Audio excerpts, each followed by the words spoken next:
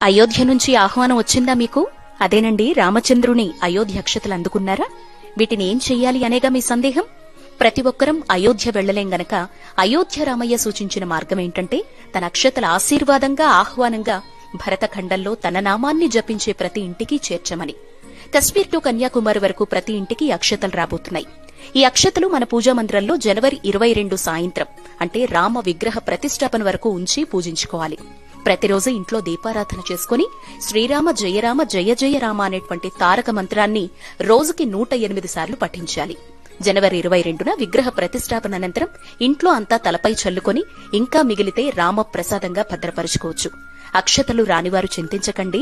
కొన్ని సాంకేతిక ఇబ్బందుల వల్ల ప్రభుత్వ సేవకుల నుంచి మాత్రమే మన వరకు రాకపోయుండొచ్చు. కానీ రామ ప్రియ సేవకుడు హనుమాన్ ద్వారా తన ప్రియ భక్తులెవరో రామయ్యకు తెలియదంటారా? అక్షతలు రావడం కాదు ముఖ్యం, రామయ్య తండ్రి రాజ్యస్థాపన కోసం ఎదురుచూస్తూ స్వాగత సుమాంజలికి సిద్ధం కావడం మన కర్తవ్యం.